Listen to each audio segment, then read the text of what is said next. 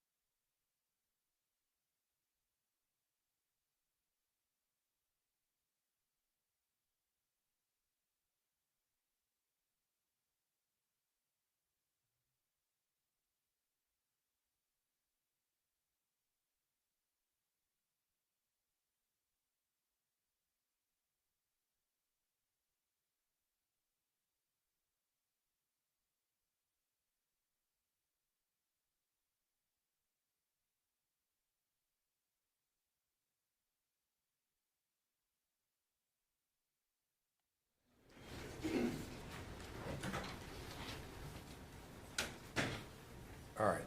State, would anyone like to address the court at this point? Yes, Judge. Ms. Stewart, who is on the Zoom. All right, good afternoon, Ms. Stewart. Hi, good afternoon. And how are you related to this case? Jamie Ivancic is my biological sister, and I'm the adopted mother of Bella and Oliver now. Okay. And what would you like the court to know? So yeah, my name is Carmen Stewart. I'm speaking today as the sister and the adopted mom of my sister's two young children. Children who now have to live every day with the truth that their father violently murdered their mother, their grandparents, their uncle, and even the dog.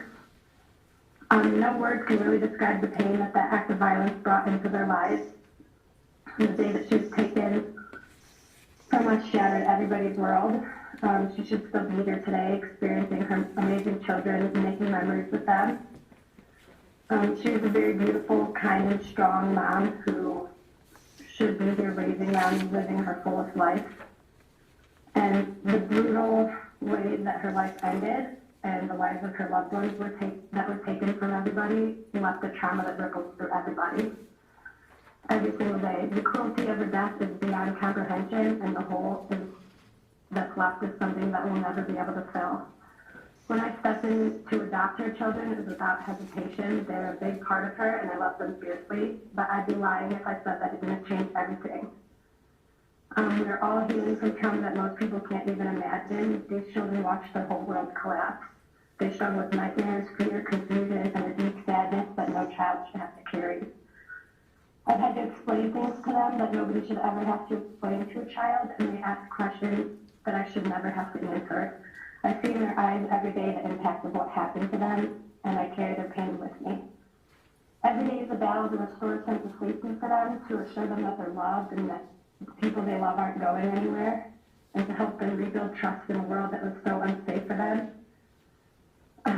that was made so unsafe for them by this person whose role it was to keep them safe and healthy.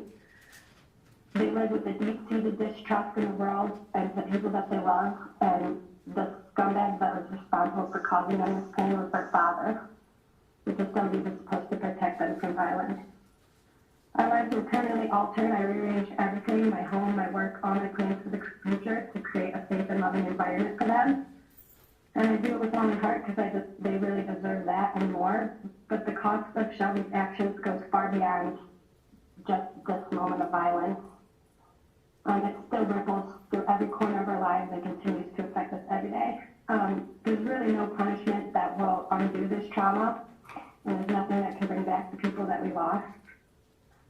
But please remember that his choices didn't just end lives. They stole peace, safety, and joy from so many people, especially the two innocent children here who must now grow up without their mother, their grandparents, and the family that should be their support system.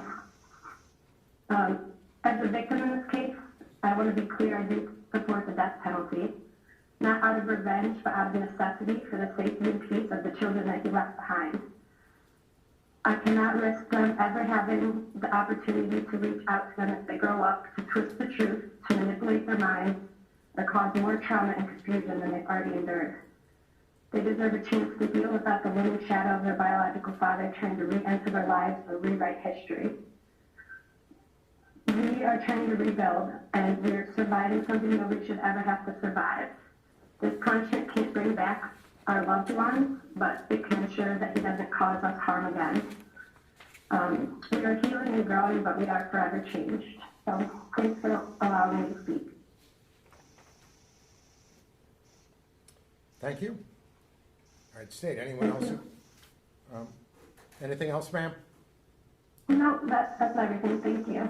All right, State, anyone else who would like to address the court at this point? No, Judge. All right, very good. Defense, anyone who would like to address the court? No, Your Honor, thank you. I just spoke with Mr. Nealy, and he would prefer not. All right. Any reason I should not proceed to the sentencing at this point? Anything else that either the state or the defense wants to say? No, Judge. No, Your Honor. Defense, all right. All right, well, this may seem like it's very unimportant, mainly because it is, but I think we have to deal with fees and costs just because we have to under the law. Now, Chapter 775.083 states that a person who has been convicted of any offense other than a capital felony may be sentenced to pay a fine. So obviously this is a capital felony, so there's no fines, but there are minimum mandatory costs in every case, so I think they still apply. So with an adjudication, obviously there's going to be an adjudication here because it's mandatory. We have minimum costs of $368. We also have $100 for costs of prosecution, $100 for the services of the defense counsel, which obviously seems extraordinarily reasonable under the circumstances. For counts 2 and 3, we have $50 for crime prevention, and the defendant did have the public defender's office originally, so we have $50 for the public defender application fee. Now, I believe that counts 4, 5, and 6 have already been dealt with as far as the sentencing is concerned, and I believe the defendant got time served on all the aggravated cruelty to animal charges. Is that correct, Madam Clerk? It was 5 years, which was essentially time served. Oh, okay, and so then it was- just the $50. Okay, so an adjudication 5 years in the Department of Corrections, right? Correct. All right, so everyone agrees with that, right? All right, so what we have left are 3 counts of first-degree murder, and the court will proceed with the sentencing at this point. The defense can please rise. I don't think you'll be standing all that long here. And Judge, in regards to cost, can I add some things? Sure, absolutely. The next of kin are looking for $30,000 for expenses of funeral and things of that nature. If the court would grant that. There's $7,329 to Florida Crimes Compensation Fund for outpays that were made on behalf of the victims there. There was $1,103.85 to extradite the defendant here, due and owing to the Pinellas County Sheriff's Office. And the Tarpon Springs Police Department broke down the expenses that they spent investigating the crime and came up with $65,807.23. So, putting that on there. All right. Sometimes the state will just waive all those, but if the defense has no objection, I'll oppose them. We consulted with our client, and he has no objection. All right. Is that correct, Mr. Nealy? Yes, sir. All right, so I'll go ahead and oppose those. I don't know if Madam Clerk got all those numbers. Can I just confirm that real quick? That was Sure. $30,000 for the funeral expenses. Now, who does that go to? It has to go to somebody. Richard Ivancic is the executor of the estate. Okay, very good. And that was 30,000. I had 7329 for crimes comp. Correct. 110385. That was the extradition. Correct. And 65,807.23 to Tarpon Springs for invest. Correct. All right. All right, the court finds that the state has established 3 statutory aggravating factors beyond a reasonable doubt for each victim. The court further finds that the defense has established the existence of 3 statutory and 38 non-statutory mitigating circumstances. In weighing the aggravating factors against the mitigating circumstances, the court has carefully and thoroughly assessed the significance of each factor and circumstance. The court has given great weight to each aggravating factor.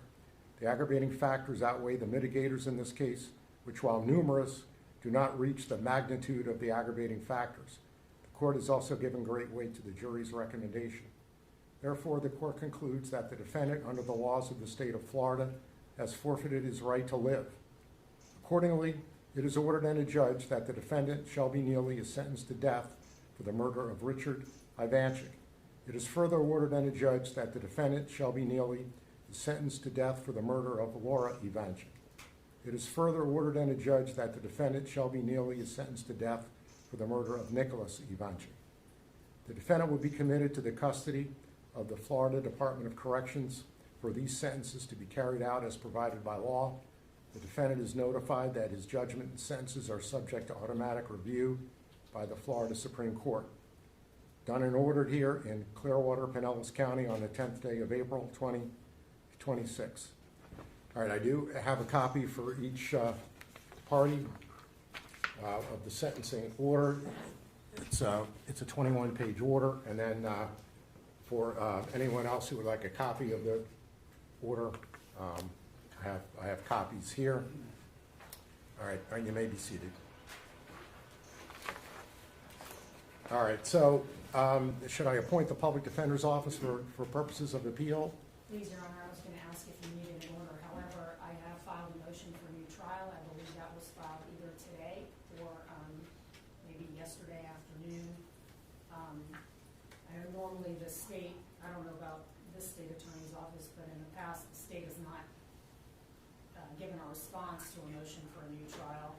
And sometimes the court wants a hearing, sometimes the court will just decide on the merits of the motion. I believe that the motion is pretty thorough as I've gone through the transcript, including the Spencer hearing transcript. And so if the court wishes to issue an order based on the written motion, I don't have any objections. All right, well, obviously, I'll take a look at it, and then if I think we need a hearing, I'll set a hearing. Otherwise, I'll I'll rule on it. But I will appoint the public defender's office for purposes of appeal. All right, anything else before we adjourn? All right. No, Judge. Thank you.